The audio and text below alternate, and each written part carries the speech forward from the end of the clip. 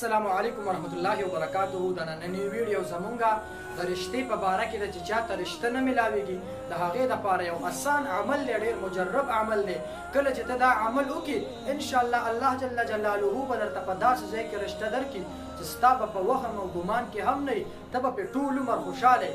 موږ چې چاته هم دا وظیفه ښودلې هغې پرې دا عمل کړی انشاءالله د الله په حکم سره هغې وایي چې موږ ته داسې ځای کې رشتې میلاو شوې چې زمونږ دا ذهن هم نه منل چې دلته به موږ ته میلاو شي، او اوس پرې الحمدلله وایي ډېر زیات خوشحاله یو.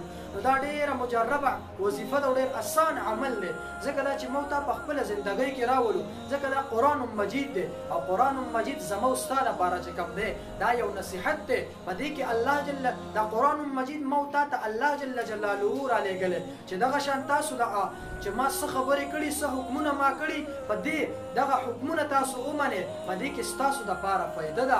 دغه شان د رسول الله مبارک صلی الله علیه وسلم هره طریقه چې کوم دی دا په خپله زندګۍ کې راولو، دې کې هم د دواړو جانو کامیابي ده او د دواړو جانو خوشحالۍ دي پکې. نو دا عمل ډېر اسان عمل دی او هغه وظیفه چې کوم دی هغه دا ده: ربنا هب لنا من ازواجنا وذریاتنا قرة اعین وجعلنا للمتقین اماما.